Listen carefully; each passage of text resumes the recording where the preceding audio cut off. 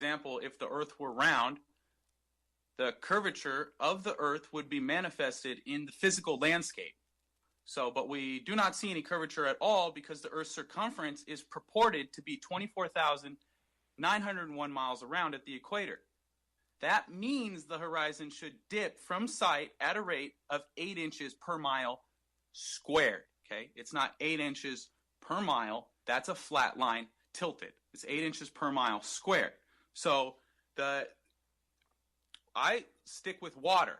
Water has no convexity. Water always seeks its own level because water is always level. It can't be anything but perfectly flat. There's never any convexity to major bodies of water, such as oceans, seas, or lakes. They're all perfectly level. There is tons of proof of that. You look at frozen lakes in Russia. They're over 300 miles wide.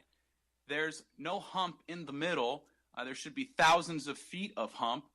100 miles, the curvature should be 6,660 feet, and we notice none of that. The curvature is 0 inches per mile squared. So geographic range table from the U.S. Coast Guard is also something I like to reference. If you could just give me a second, I'll pull that up. The table establishes that an object at 200 feet above sea level can be seen by an observer at sea level from a distance of 16.5 nautical miles or 19 statute miles. If the Earth were a globe, the top of that 200-foot object would be 40 feet below the horizon from 19 statute miles away. So it's simple to do. You just do 19 times 19. Multiply that by 8 inches. That's 240 feet.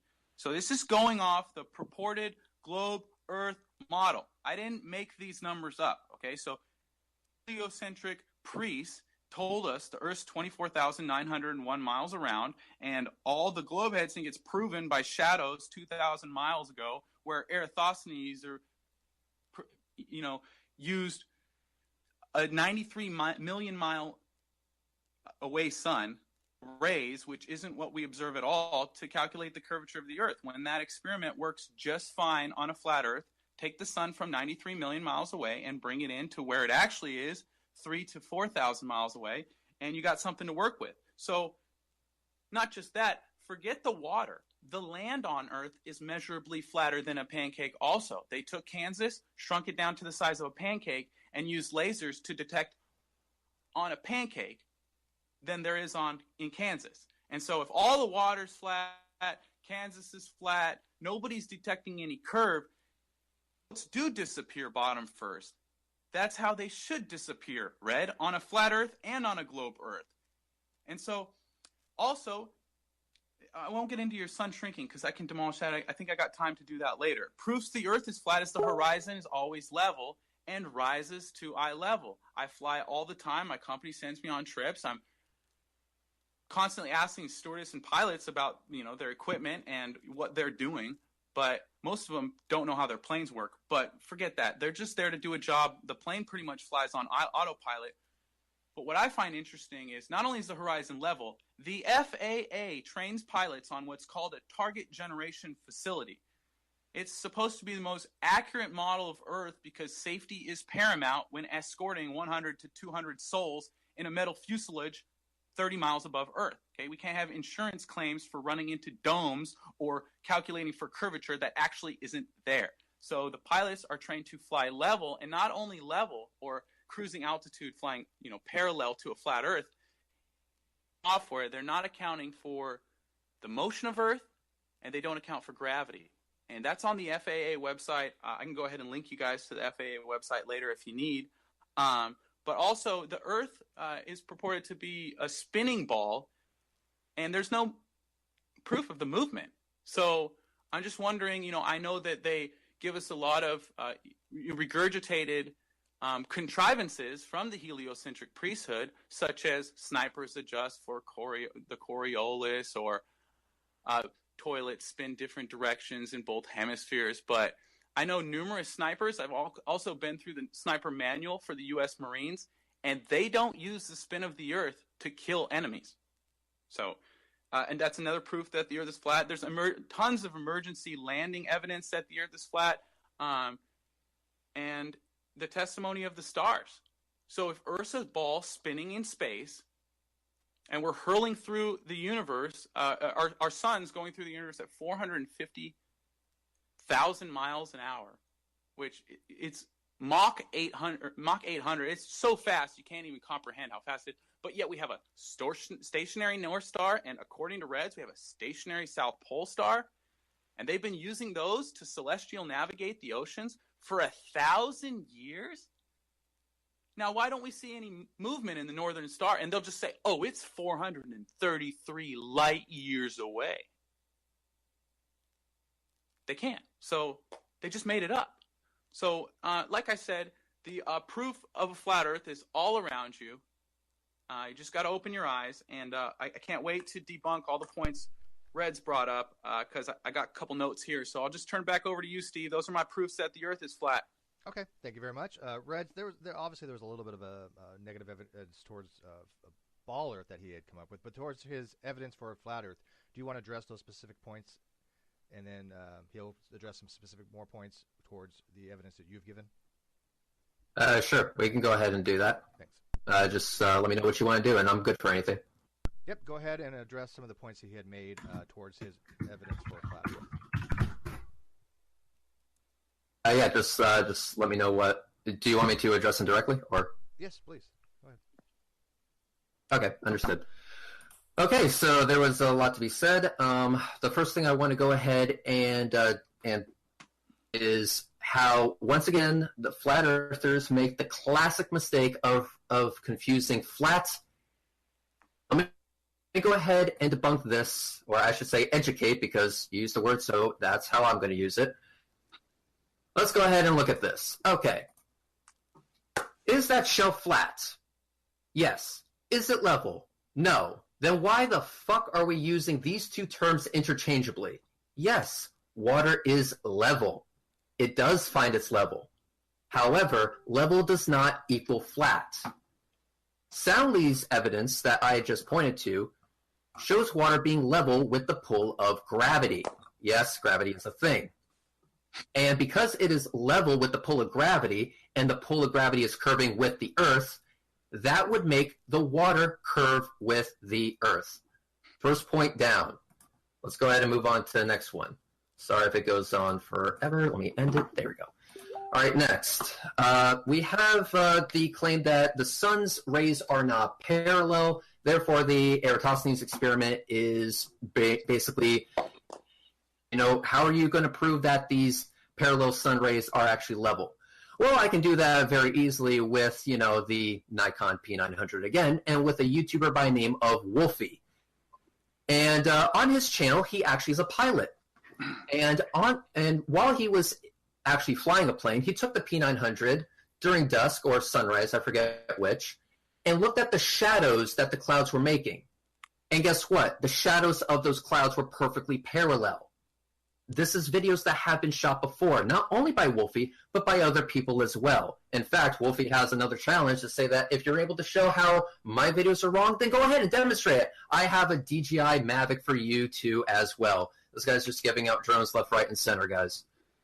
So yes, the sun rays are parallel, and because Eratosthenes was able to make that observation, that is very strong evidence for around Earth. Next, the horizon rises to eye level. Does it? I fly to New York every now and then as well, and there's a little app that you can download called Ditropa. And at cruising altitude, if you were to hold the, actually let me start on the ground, if you were to hold the phone up and put the horizon right at the crosshairs, you will see it'll be around 0 degrees. If you're flying up high enough, like cruising altitude, I don't know what the altitude was, but I saw my horizon dip by -3 degrees. Now, correct me if I'm wrong, but -3 degrees would be below eye level. So if it was at 0 on the ground and -3 when I was at cruising altitude, now if I were to do the math and find out exactly what it should be at that altitude, and I find that according to the globe Earth model, it would also be around -3 degrees, I say that that the horizon always raises to eye level is debunked.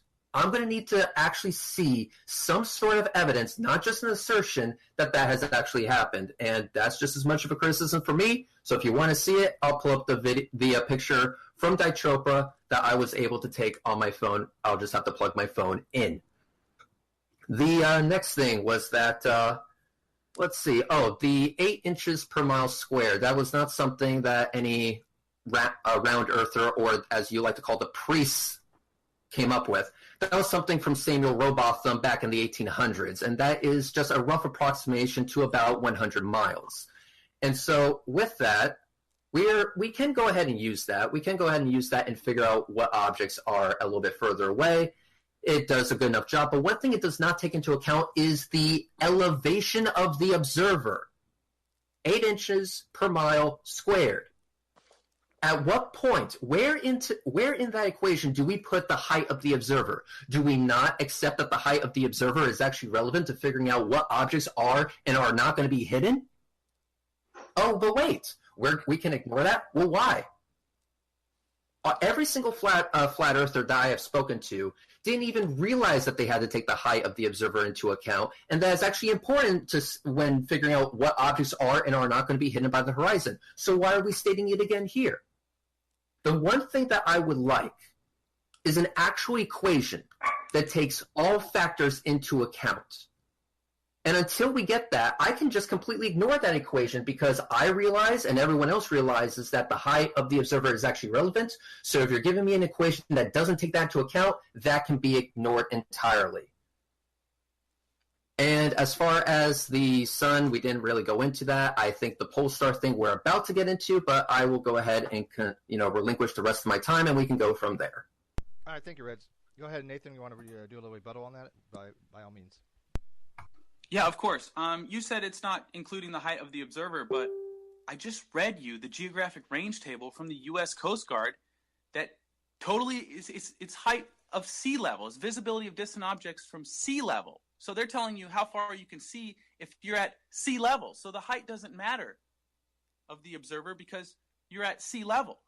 But Samuel Rowbotham didn't invent AutoCAD, and he didn't invent Pythagorean theorem either. So all those can be used to calculate the alleged curvature formula of the Earth, which, again, is not something we observe in reality. But I want to jump back to gravity. Oh, because Earth's water is curving because of gravity. I love this. This is so good. So mass attracting mass had never been proven, and I can debunk it with quite a few things, but I just want to quote from Edward Hendry's book, The Greatest Lie on Earth, in his chapter Crushing Gravity on page 234.